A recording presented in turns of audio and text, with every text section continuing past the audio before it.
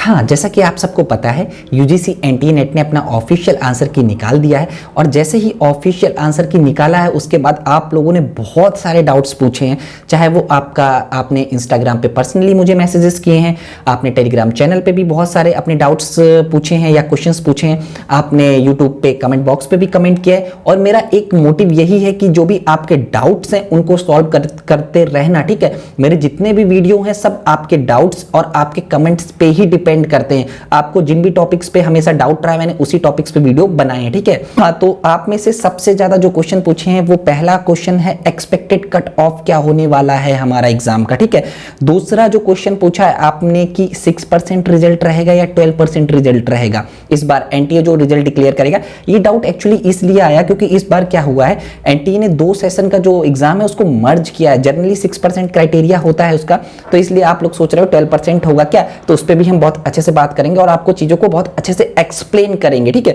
फिर आपका expected result की डेट क्या है, इसको लेके भी बहुत सारे क्वेश्चंस पूछे गए हैं। तो देखो हुआ क्या है कि आप लोगों ने इंस्टाग्राम पे मुझे बहुत सारे मैसेजेस किए हैं, मैं कुछ लोगों का रिप्लाई कर पाया हूं, कुछ लोगों का रिप्लाई नहीं कर पाता हूं, तो उसको लेके आप थोड़ा सा गुस्सा मत होया करो। मुझे पता है कि एक अलग लेवल का एक्साइटमेंट होता है, एक अलग लेवल का थोड़ा सा डर भी होता है एग्जाम क्लियर होगा या नहीं क्लियर होगा, तो इसलिए आप कहीं ना कहीं मुझे मैसेजेस करते हो, बट मैं सबका जितना हो सकता है उतना रिप्लाई करता हूं क्योंकि मैं भी ये चीज जानता हूं, मैं उस स्टेज से गुजरा हूं कि एक रिप्लाई कितना मैटर करता है। एक अगर आपका जो डाउट है, और मैं हमेशा आपका जो डाउट अगर जेन्युइन है, अगर आपके डाउट में थोड़ा सा भी दम है तो मैं उसका 101% रिप्लाई करता हूं। ठीक है, हाँ, ये थोड़ा सा अबाउट मी।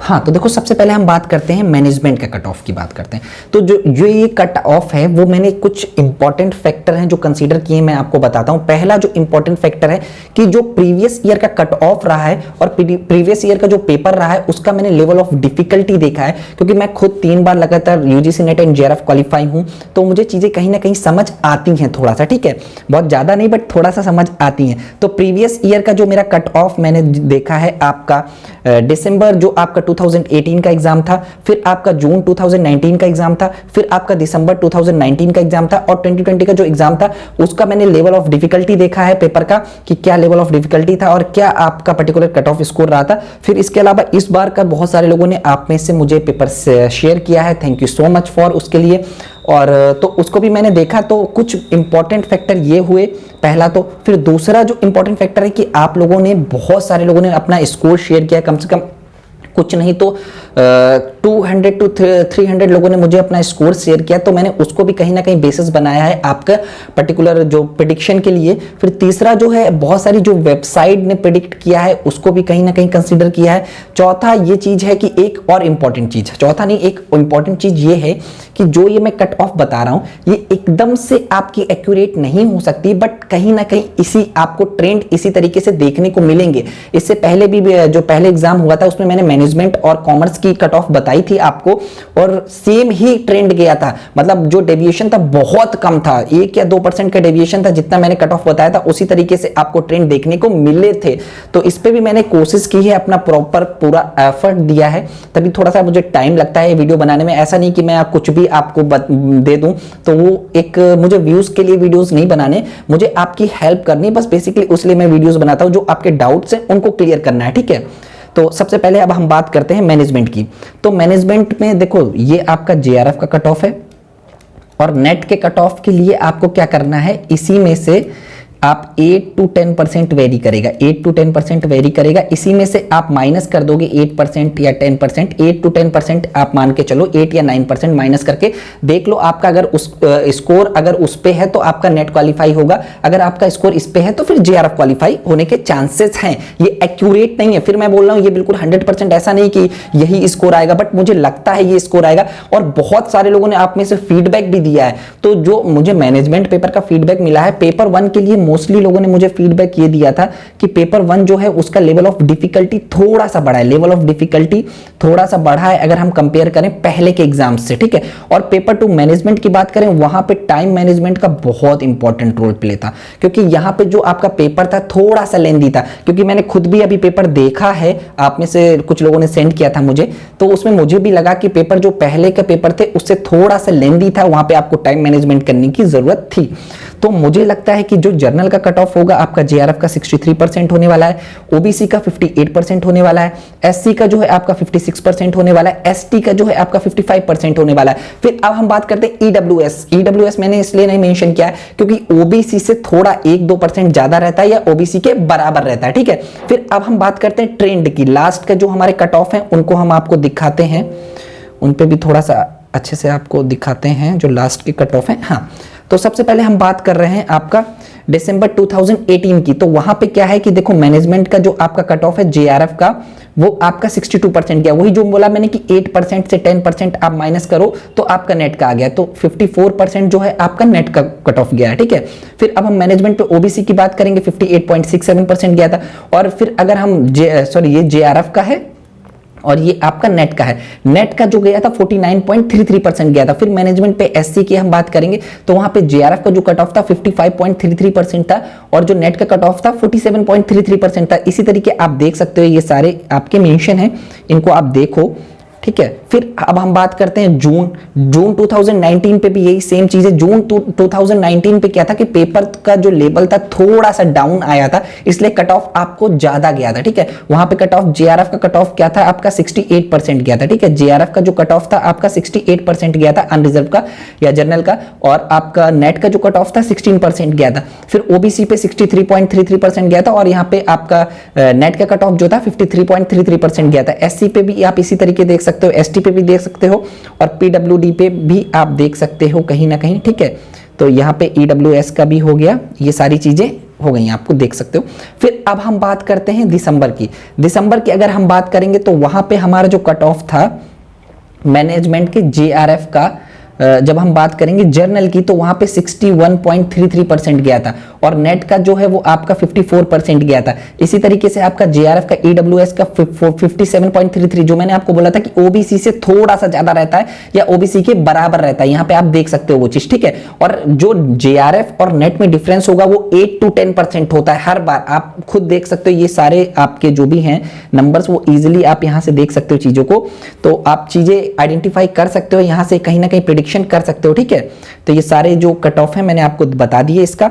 फिर इसके बाद आपका 2020 का कट ऑफ की हम बात करते हैं, तो वहां पे मैनेजमेंट का जो कट ऑफ था आपका अनरिजर्व का जेआरएफ का वो 64.67 था और आपका जो नेट का कट ऑफ था वो 56.67 था जर्नल का। फिर ईडब्ल्यूएस पे जैसा कि मैंने बोला कि 1 या 2% का डिफरेंस होता है, आप देख सकते हो। ओबीसी का 59.33 था जेआरएफ का कट ऑफ और जो ईडब्ल्यूएस है वहां पे 61.33 था, ठीक है। तो इसी तरीके से आप इनको भी अच्छे से देख सकते हो, एक ट्रेंड आइडेंटिफाई करने में आपको कहीं ना कहीं हेल्प मिलती है इनसे, ठीक है। तो इनका भी मैंने अच्छा खासा यूज किया है इस पे। फिर अब हम चलते हैं अपनी पीपीटी पे।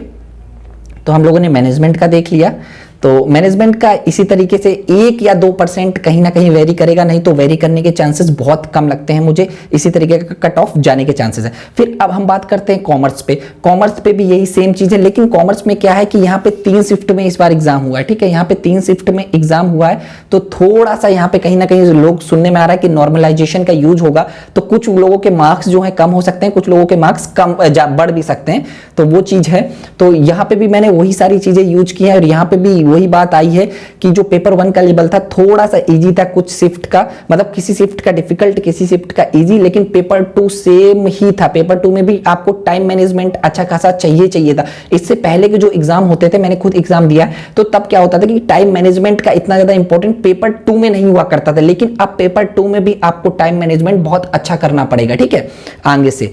तो यहाँ पे क्या है, आपका जर्नल का जो कट ऑफ मुझे लगता है 62% जाने वाला है, ओबीसी का कट ऑफ जो है 58% जाने वाला है, एससी का जो कट ऑफ है 55% जाने वाला है, और एसटी का कट ऑफ जो है, जेआरएफ की बात कर रहा हूं मैं, ये आपका जेआरएफ की बात कर रहा हूं। नेट के लिए आप यहां से 8 to 10% माइनस करके देख लीजिए, अगर आपका स्कोर कहीं ना कहीं उतना है तो आपका नेट और जेआरएफ का जो क्वालिफाई का चांसेस है वो बढ़ जाते हैं, ठीक है।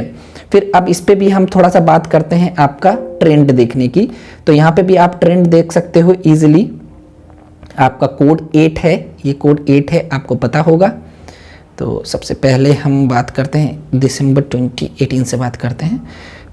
हाँ, ये इजीली आपको मिल जाएगा, डाउनलोड कर सकते हो आप वेबसाइट से। तो देखो दिसंबर में क्या है कि आपका दिसंबर 2018 में जो आपका कट ऑफ था वो जर्नल का 62% गया था, ठीक है, 62% गया था जेआरएफ के लिए। नेट के लिए आपका 54.67% गया था। फिर ओबीसी की बात करेंगे तो 58% गया था जेआरएफ का, और नेट के लिए 49.33% गया था। फिर एससी पे भी वही जेआरएफ का जो आपका था वो 54.67% गया था और 47.33% गया था। तो इसी तरीके से आप देख लो कॉमर्स का ये यहां तक है। तो चीजें आपको कहीं ना कहीं हेल्पफुल होती हैं देखने में, ट्रेंड आइडेंटिफाई करने में, ठीक है। फिर इस पे भी हम चलते हैं, कोड 8 आपका, इनका मैं आपको लिंक दे दूंगा डिस्क्रिप्शन पे, तो आप इजीली वहां से जाके चीजें और अच्छे से देख सकते हो। तो यहाँ पे भी जो हुआ क्या था कि पैटर्न चेंज हुआ था आई थिंक, और कहीं ना कहीं थोड़ा सा एग्जाम का लेवल डाउन था। तो यहाँ पे भी कॉमर्स का देखो कट ऑफ आपका बढ़ गया, 68% गया था कॉमर्स का कट ऑफ जेआरएफ के लिए, ठीक है, जनरल कैटेगरी पे, और 60% गया था आपके नेट के लिए। वही मैं बोल रहा हूँ, नेट और जेआरएफ में 8 to 10% का जो गैप हो रहा है, मैक्सिमम आपको सब में यही देखने को मिलेगा, 8 to 10% का गैप हो रहा है, ठीक है।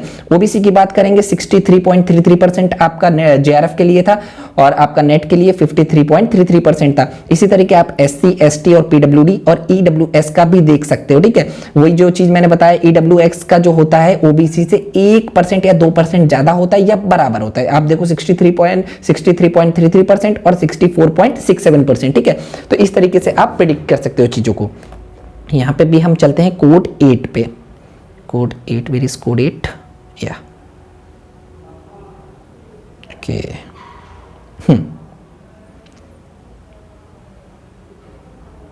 तो ये देखो आप, यहाँ पे आपका जो जनरल का कट ऑफ गया था जेआरएफ का 62.67% गया था, और यहाँ पे 55.33% गया था। तो ईडब्ल्यूएस का भी इसी तरीके आप देख सकते हो, सबको आप इजीली यहाँ से देख सकते हो। मैं आपको इसका लिंक दे दूंगा डिस्क्रिप्शन पे, तो आप वहां से जाके इजीली इन चीजों को अच्छे से देख सकते हो। ये इजीली यहाँ तक आपका कॉमर्स क्या है। फिर अगर हम बात करें नेक्स्ट एग्जाम में, जो 2020 में एग्जाम हुआ था, वहां पे कॉमर्स का जो स्कोर है वो परसेंटेज में न रख के परसेंटाइल में दे दिया गया था, ठीक है। तो वो यहाँ पे मेंशन नहीं है। हाँ, तो अब हम बात करते हैं इकोनॉमिक्स के पेपर के बारे में। तो उसका कट ऑफ क्या जा सकता है। इकोनॉमिक्स का जो जर्नल का कट ऑफ है वो 65% जेआरएफ के लिए जा सकता है, और मैं ऑलरेडी बता चुका हूँ -8% to 10% आप लगा के देख लो। अगर आप उस स्कोर के अंदर हो तो आप नेट क्वालिफाई करोगे। अगर आपका स्कोर यहाँ पे अगर +-2% या 2 से 3% से ज़्यादा डेविएशन नहीं होगा, मैं ऑलरेडी बता चुका हूँ। फिर ओबीसी में जो है आपका जेआरएफ के लिए 63%, एससी में जो है आपका जेआरएफ के लिए 58%, एसटी में जो है जेआरएफ के लिए 55%, ठीक है। तो इकोनॉमिक्स का हो गया। अब हम बात करते हैं लेबर वेलफेयर, कोड 55। एंड हाँ, वो जो आपका पर्टिकुलर ट्रेंड के बारे में मैंने बात की है, जो स्कोर है कट ऑफ का लास्ट ईयर के, वो मैं डिस्क्रिप्शन पे लिंक दे दूंगा, आप वहां से जाके देख सकते हो, क्योंकि सारे सब्जेक्ट्स का मैं बताऊंगा तो फिर वीडियो काफी लंबा हो जाएगा, ठीक है। फिर अगर हम बात करते हैं लेबर वेलफेयर की, तो लेबर वेलफेयर जो आपका कोड 55 है, ठीक है, तो उसका अगर मुझे जनरल की बात करें तो वहां पे कट ऑफ जाता 65% दिख रहा है, क्योंकि बहुत सारे लोग जो हैं लेबर वेलफेयर वाले, उनसे मेरी बात होती है, बहुत सारे लोगों ने अपना स्कोर भी शेयर किया है, क्योंकि मेरे कई सारे फ्रेंड जो हैं इससे पेपर दे रहे हैं, जिनका स्पेशलाइजेशन एचआरएम पे है, उनसे मैंने बात की है, तो उन्होंने बताया पेपर का लेवल कहीं ना कहीं थोड़ा सा डिफिकल्ट था अगर हम कंपेयर करें पिछली बार से।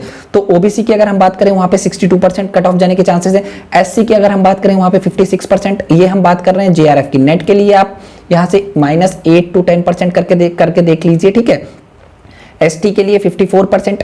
अगर ईडब्ल्यूएस के लिए मैं ऑलरेडी बता चुका हूं, आपका जो है ओबीसी के बराबर या 1 to 2% का डिफरेंस होता है ओबीसी से, मोस्टली ये ट्रेंड है, ठीक है। अब ये एक्यूरेट नहीं है, मैं और जितना भी मैं चीजें आपको बता रहा हूं, आप ये नहीं बोल सकते कि ये 100% एक्यूरेट होगा, क्योंकि मैं खुद चीजों को प्रिडिक्ट करने की कोशिश कर रहा हूं, बट मैंने बहुत सारा डेटा यूज किया इन सब चीजों के लिए। देखते हैं, लेट्स सी क्या होता है। फिर अब हम बात करते हैं पॉलिटिकल साइंस की। इसी तरीके आप पॉलिटिकल साइंस की भी देख सकते हो, मैंने जर्नल का आपको कट ऑफ दे दिया है, ओबीसी का भी दे दिया है, एससी एसटी का भी दे दिया। फिर हिस्ट्री का आप इसी तरीके से देख सकते हो, इजीली आइडेंटिफाई कर सकते हो कि क्या कट ऑफ हो सकता है। फिर हम बात करते हैं फिलॉसफी का भी आप यहां से देख सकते हो। फिर सोशियोलॉजी का भी आप इजीली यहां से देख सकते हैं, ठीक है। फिर ये हाँ, हिंदी के लिए अगर हम बात करेंगे तो ये भी बहुत पॉपुलर सब्जेक्ट है। हिंदी में जो जनरल का कट ऑफ है 63.33% जाता दिख रहा है। ओबीसी का जो है आपका 60.67 और एससी का जो है वो 58%, एसटी का जो है 56.67%, इसी तरीके संस्कृत का जो है जनरल का 66%, ओबीसी का 61.33%, एससी का जो है 59%, एसटी का जो है 58%, इंग्लिश की अगर हम बात करें वहां से जनरल का आपका 59%, ओबीसी का 57%, एससी का 54%, एसटी का जो है आपका 51%। ठीक है, ये ट्रेंड भी कहीं ना कहीं पिछली बार के मैंने देखे हैं, उसी के अकॉर्डिंग मैंने प्रिडिक्ट किया है और पेपर का आप लोगों के जो फीडबैक है उनका भी यूज कहीं ना कहीं किया है। हाँ, तो देखो अब हम चलते हैं नेक्स्ट क्वेश्चन में। इस बार जेआरएफ क्या 6% क्वालिफाई होंगे या 12% क्वालिफाई होंगे? ये डाउट आपका इसलिए आया, हुआ क्या कि दिसंबर 2020 प्लस आपका जून 2021 का एग्जाम जो है वो मर्ज हुआ है। ठीक है, वो मर्ज हुआ है, दोनों को मतलब मर्ज किया गया है, दोनों साथ में कंडक्ट किए गए। तो यहाँ पे आपके साथ क्या प्रॉब्लम हुई कि मान के चलो दिसंबर में जो थे वो 100 लोग ही अप्लाई करते, 100 लोग अप्लाई करते तो 6% कितना होता? यहाँ पे आपके मतलब 100 लोग अप्लाई किया, आप एक हाइपोथेटिकल सिचुएशन मान लो तो 6 लोग क्वालिफाई होते। लेकिन जून में क्या होता है कि देखो सेशन खत्म होता है, बहुत सारे लोग ऐसे होंगे जो पर्टिकुलर जिनका पीजी खत्म हो गया होगा, जो अपेयर्ड में होंगे या कुछ लोग नए आ गए होंगे अपेयर्ड में, जिनका रिजल्ट आ गया होगा तो बहुत ईयरली होगा तो रिजल्ट आ गया होगा, तो इस कारण और भी ज्यादा लोग जो मिनिमम क्वालिफिकेशन होता है या जो क्वालिफिकेशन चाहिए होता है यूजीसी नेट अप्लाई करने के लिए, तो वो और भी लोग ज्यादा उस क्राइटेरिया पे आ गए हो। तो आप मान के चलो कि अब 200 लोग आ गए कि अब 200 लोग अप्लाई कर सकते, पहले 100 लोग ही अप्लाई कर सकते थे तो 100 लोगों ने अप्लाई किया तो 6%, ये हाइपोथेटिकल सिचुएशन है। तो यहाँ पे 6% अगर हम निकालेंगे तो कितना हो जाएगा 12। ऑटोमेटिकली इस पे कोई प्रॉब्लम नहीं था, प्रॉब्लम कहां था वो आप नहीं समझे। यहाँ पे देखो परसेंटेज में कोई प्रॉब्लम नहीं, जितने ज्यादा लोग बढ़ेंगे उतना ज्यादा आपका लोग कहीं ना कहीं क्वालिफाई करेंगे। अगर 300 हो जाएंगे तो बट ऑब्वियस सी बात है 18 लोग क्वालिफाई करेंगे। प्रॉब्लम ये नहीं थी, प्रॉब्लम जो थी वो मैं आपको दिखाता हूं अभी। प्रॉब्लम ये थी आपकी, ये आपका नोटिफिकेशन है तो इसमें देखो ये बोला गया है मर्ज हुआ, ये चीज आपको समझ आया। लेकिन यहां पे क्या बोला गया है, while the methodology of subject wise and category wise allocation of JRF cell remain unchange. यहां पे प्रॉब्लम है, देखो लोग बढ़ रहे हैं लेकिन जो आपका कैटेगरी वाइज या सब्जेक्ट वाइज जेआरएफ का जो पर्टिकुलर फिक्स्ड है वो चेंज नहीं होगा, ये मेन प्रॉब्लम थी। यहां पे आपको बोलना चाहिए था कि जो वो है उसको इंक्रीज किया जाए। तो मैंने एक एनालिसिस किया है कि जो आपका मैनेजमेंट पे अगर हम जेआरएफ की बात करते हैं आपका, ये आप जाके देख सकते हो, ये टोटल मैं बात कर रहा हूं, कैटेगरी वाइज मैंने बात नहीं की है। दिसंबर 2018 में जो है आपका 143 लोग जो थे जिन्होंने जेआरएफ क्वालिफाई किया था। ठीक है, फिर जून 2019 पे जो है 149 लोग जो थे जिन्होंने जेआरएफ क्वालिफाई किया था। ये देखो सीटें जो है फिक्स्ड हैं, कहीं ना कहीं 140 से आपको 155 के बीच कहीं ना कहीं ये थोड़ा बहुत चेंज होती दिखेंगी। फिर दिसंबर 2019 की अगर हम बात करें वहां पे 148 लोगों ने क्वालिफाई किया, 2020 में 152 लोगों ने क्वालिफाई किया। और यहां से अगर हम ये नेट क्वालिफाई का पूरा है नंबर आप जाके निकाल सकते हो, सेम नंबर आपको देखने को मिलेगा। दिसंबर 2018 पे आपका जो है 2119 लोगों ने नेट क्वालिफाई किया। यहां पे क्या आप देख रहे हो कि नेट क्वालिफाई कम हो गया लेकिन जेआरएफ बढ़ गया, ये कैसे पॉसिबल है? फिर यहां पे क्या आप देख रहे हो, क्योंकि यहां पे एक फिक्स नंबर है, फिक्स नंबर के कारण क्या होता है कि वो लोग पहले ही डिसाइड कर लेते हैं इतने लोगों को जेआरएफ क्वालिफाई कराना है, जो भी टॉप 143 लोग होंगे उनको जेआरएफ क्वालिफाई कराना है। फिर उसमें मैं हाइपोथेटिकल मान रहा हूं, उसमें कैटेगरी वगैरह का भी थोड़ा सा होगा। फिर 149 लोगों को कराना है, यहाँ पे 148 लोगों को कराना था, यहाँ पे 152 को कराना था। अब जैसे मान के चलो यहाँ पे क्या हो रहा है, 2253 लोगों ने नेट क्वालिफाई किया, 2253 लोगों ने नेट क्वालिफाई किया तो कहीं ना कहीं ज्यादा लोगों ने एग्जाम दिया होगा, अपेयर ज्यादा लोग हुए होंगे, तो तभी तो 6% वाला क्राइटेरिया यहाँ पे बैठा 2253 का। फिर यहाँ पे आप देख रहे हो कि लोग ज्यादा अपेयर, ज्यादा लोग नेट क्वालिफाई कर रहे हैं, मतलब ज्यादा लोग अपेयर हुए, ज्यादा लोग नेट क्वालिफाई कर रहे हैं, बट जेआरएफ का कम हो गया 148। तो यहाँ पे आपको ये बोलना चाहिए था कि जो ये 152 है इसको बढ़ा के आप करिए, क्योंकि दो एग्जाम मर्ज कर रहे हो, इसको आप करिए 304। इस पे किसी ने बात नहीं की, आपको 12% चाहिए था, वो मेन प्रॉब्लम हो गया। ये वो तो ऑब्वियस ही बात है, परसेंटेज है उसमें कुछ प्रॉब्लम नहीं होने वाला है, मेन प्रॉब्लम यहां था। ठीक है, तो इसके लिए आप अभी भी बात कर सकते हो, मतलब जितना हो सके मेल वगैरह करिए कि सीटें जेआरएफ की बढ़ाइए आप, ठीक है, कैटेगरी वाइज बढ़ाइए, सब्जेक्ट वाइज सीटें बढ़ाइए। वहां पे उन्होंने बोल रखा है जो भी सब्जेक्ट वाइज सीटें हैं या जो कैटेगरी वाइज सीटें हैं उसमें कोई चेंजमेंट नहीं होगा, ठीक है। आप ट्रेंड जाके देख सकते हो, ये ट्रेंड ही है एक तरीके का। आप देखो कि थोड़ा बहुत ऊपर नीचे हो रहा है बट लेकिन बहुत ज्यादा नहीं, ठीक है। अब जो नेक्स्ट जो हमारा क्वेश्चन ये बनता है कि आपका यूजीसी नेट का जो है रिजल्ट कब तक आएगा। तो देखो मेरे अकॉर्डिंग अब क्या है कि रिवाइज्ड आंसर की और रिजल्ट दोनों साथ में ही आते हैं। पिछली बार भी यही हुआ था, उसके पिछली बार भी यही हुआ था। मुझे लगता है कि बहुत ज्यादा इस मंथ के लास्ट तक या नेक्स्ट मंथ के फर्स्ट वीक में आपका रिजल्ट डेफिनेटली आ जाना चाहिए, ठीक है।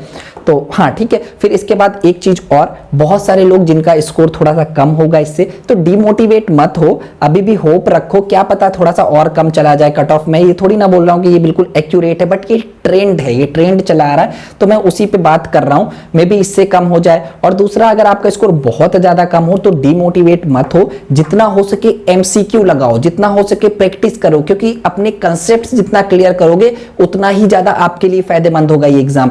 मैंने कॉमर्स और मैनेजमेंट और पेपर 1 पे बहुत सारे बहुत अच्छे से एमसीक्यू आपको बता के रखे हैं, आप जाके देखो वो वीडियो, आपके लिए बहुत ज्यादा हेल्पफुल होंगी। आपके जो भी डाउट्स हैं वो भी कमेंट कर सकते हो, आप इंस्टाग्राम पे भी मेरे से जुड़ सकते हो, तो वहां से भी मैं आपके जो भी डाउट्स हैं वो सॉल्व करने की कोशिश करूंगा। और जितना हो सके वीडियो को लाइक किया करो और प्लीज वीडियो को शेयर करो, ठीक है। Thank you.